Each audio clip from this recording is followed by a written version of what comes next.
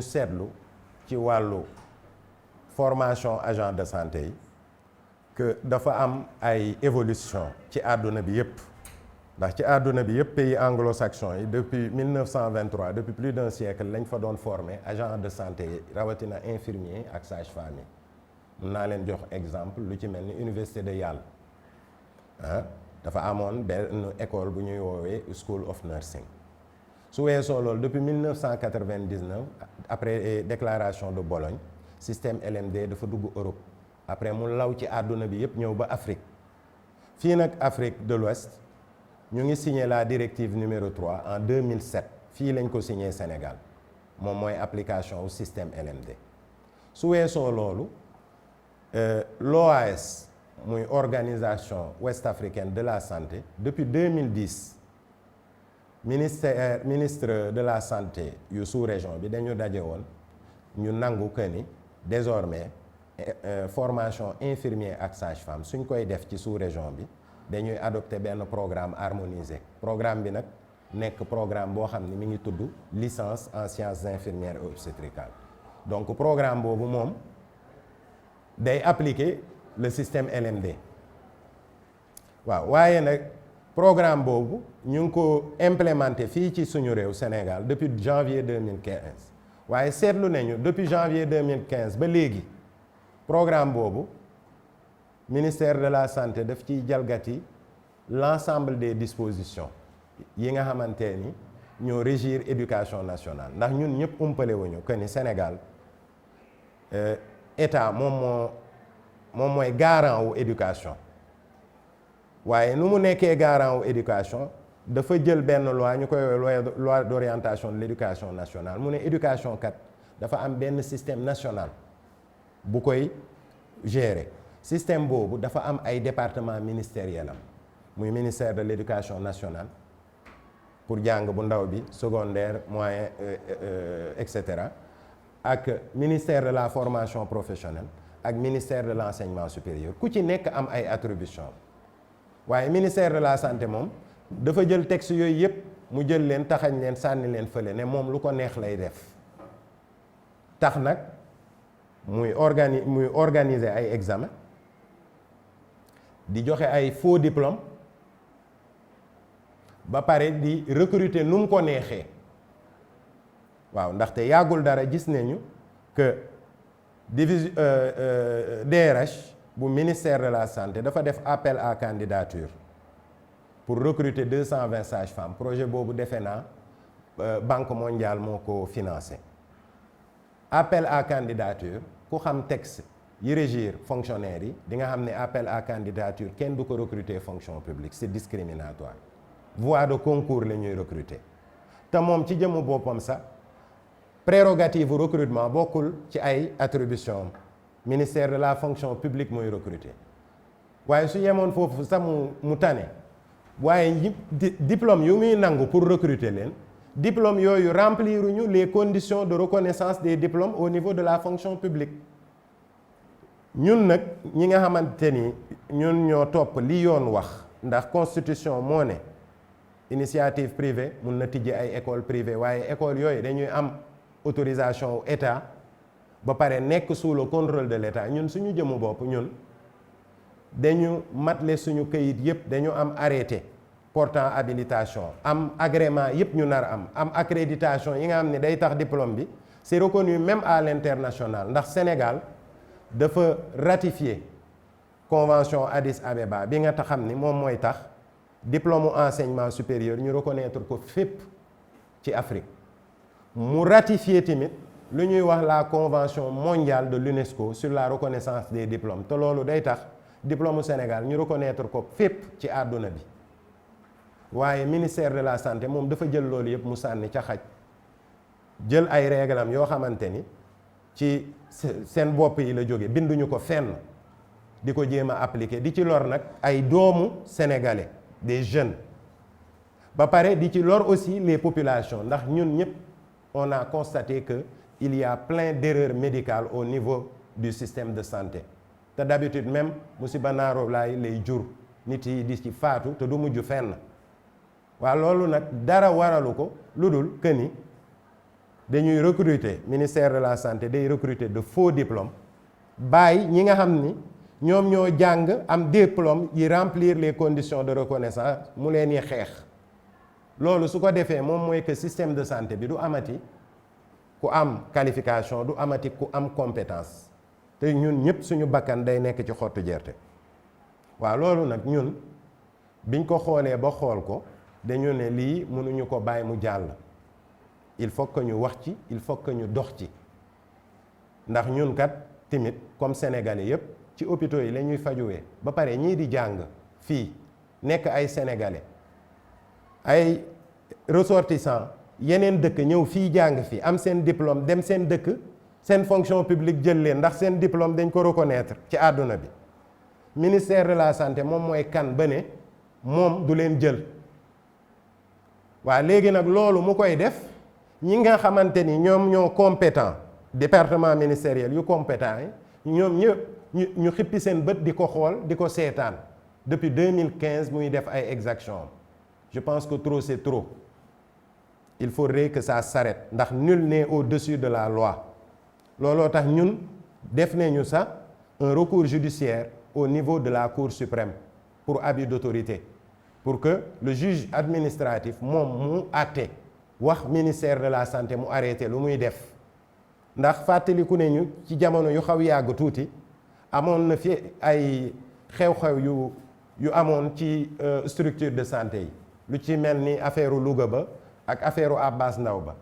ba président de la République commandité woon ay audit pour ñu saytu jàngale agent de santé yi audit yooyu man bokkoon naa ci ñu bind rapport bi waaye rapport bi bind nañ ko ak ANAQ-Sup liggéey bu metti liggéey boo xamante ni fépp la ñu dugg ci Sénégal xool école yépp gis ni que Sénégal kat école yu fi nekk ñu ci ëpp ci ñoom rempliruñu les conditions de reconnaissance dañ leen waroon teg ci yoon waaye dañuy clément chaque fois di def preuve d'impunité te loolu ñuy def arrangé wul dëkk bi day lor suñu doom yi dañuy lor ñun suñu jëmu bopp ndax jeexantal ba moom mooy lan ñu am des agents de santé compétents yi nga xamante ni ku dugg hôpital du ñu dàggasanteeg yow du ñu saaganteeg yow ndax ils ont été formés par un dispositif de formation bi nga xamante ni dafa remplir les standards qualité internationale waaw loolu nag ministère de la santé lijjantiwu ko ndax ministère de la santé ci ay attribution defe naa ni moom luñ ko sant lenn la moom mooy mu réguler exercice su profession yi profession yu ci mel ni sage-femme ak infirmier amuñu sax code de déontologie amuñu ordre yow nga bàyyi loolu fële benn arrêté la ñu am arrêté boo xam ne dafa obsolète yàgg na arrêté bi ça date de 89 nga bàyyi loolu fële di lijjanti seen jàng di leen délivrer ay diplôme yoo xam ne du leen jëriñ dara ndax diplôme yooyu ku ko yóbbu Mauritanie duñ la jël ku ko yóbbu Gabon ku bugg dem campus France inscrire ji pour jàng Europe duñ la jël ndax diplôme yooyu rempliruñu les conditions de reconnaissance yi Sénégal ratifié à travers les conventions yu mu signé waaw donc su weesoo loolu yëpp nag ñun suñu sous-secteur suñu mission dafa am ci suñu biir mission ñuy saytu insertion ak perspective plan de carrière ñu ñuy jàngal du jàngal leen rek bàyyi leen dañu nar saytu seen plan de carrière ak seen insertion ba jalgati yoon du ci am jalgati yoon yëpp ñu ciy gis nag daanaka depuis plusieurs années fonction publique recruté wul waaye ministère de la santé mi ngi recruté du rôle am nag mi ngi koy def waaye nu mu koy defee moom moo jaarul yoon nu mu koy defee c'est discriminatoire nu mu koy defee jaay doole la waaw ndaxte ñun mënuñu am ay agrément wu état am ay accréditation des autorités compétentes ba pare ministère de la santé di ñu jéem a bloqué waaw dañuy am ay exemple étudiants yuy dem ci structure de santé yi pour déposer seen diplôme pour liggéey koo xamante ni peut-être ça amul diplôme jaakaarloog ñoom di leen wax seen diplôme bi c'est pas reconnu te ci wax rek lay yem kenn ñemewu ko ci bind te pourtant kuy déposer pour liggéey dañ ko nar tontu l'administration n'est pas verbale dañu nar bind tontu waaye du am benn preuve nga gis ku dem ba ministère de la santé pour tijji cabinet ñu ne ko yow sa diplôme bi reconnaître uñ ko mënul tijji cabinet. Depuis quand le ministère de la santé mooy reconnaître diplôme ci dëkk bi? looloo tax nag dañuy lancer appel président de la république ci jëmmu boppam ndax lii urgence de santé publique la mu jël ay responsabilités ndax ça n'a que trop perduré te doy na. Le droit au travail droit constitutionnel la, c'est des milliers de jeunes qui sont dans cette situation et d'habitude dañuy dugg sax ci loo xamante ni su état defoon liggéeyam duñu dugg ci musiba yooyu. lii mooy indi corruption, lii mooy indi ñu jël seen xam-xam di ci def leneen sax waaw te loolu dalul ñenn ñu dul sénégalais yi jeunes sénégalais yi. Gabonais yi dañuy dem seen dëkk liggéey ak diplôme yi, Mauritaniens yi dañuy dem seen dëkk liggéey, Congolais yi dañuy dem seen dëkk liggéey. Sénégalais yi nga xam ni ñoom dañ leen fekk seen dëkk jàngandoog ak ñoom ministère de la santé di leen xooxatal di leen xeex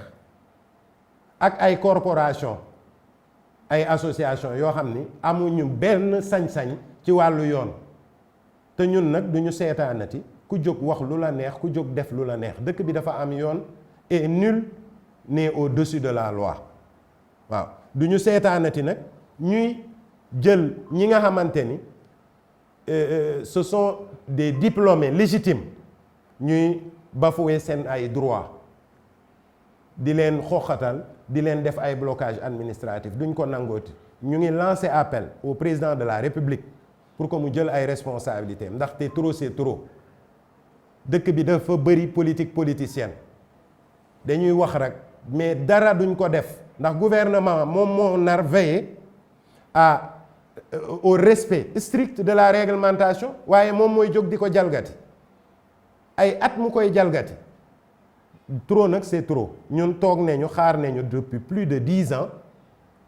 2015 2025 doy na sëkk. dañuy wax ministre de l'enseignement supérieur mu signé diplôme xale yi. dañuy wax ministre de la santé mu jénne loxoom ci wàllu jàngale ndax yoonam nekku ci yoon mayu ko ko. dañuy wax ministre de la formation professionnelle moom moo am décret relatif à la certification examen de certification yépp moom mu koy organiser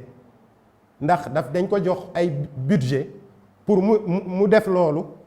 bu mu ko bàyyee ak ministère ndax ministère amul budget bu mu ko defee day jalgati sa yoon pour def ko ndax day encaisser des centaines de millions chaque année di ko dugal ci compte GIE te GIE xam nañu ñun ñëpp lu privé la. looloo tax nag ñun dañuy alerter waaw ndaxte soo toogee gis sa jeunesse su dëkk ku ci jóg ci politiciens yi nax leen wax leen dañuy liggéey pour ngeen am liggéey waaye defuñu ci dara ñi leen naroon jàppale pour ñu am liggéey ñoom ñoo leen di buntu xatal. looloo tax ñun dañuy jóg alerter au plus haut niveau ndax nekkatul ay affaire comité interministériel ak loolu. On lance appel au président de la République et au premier ministre pour qu'il règle ce problème qui constitue benn urgence de santé publique boo xamante ni day causer des dégâts sur le plan social ndaxte nit ku nar liggéey yow nga koy buntu xatal loolu dafa doy waar. il faut que ñu wax ci mu jeex tàkk.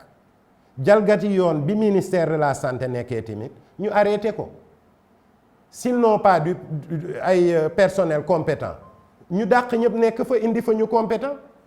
parce que lii du erreur administrative lii def lu ma neex la maa tey la et il faut que ça s'arrête.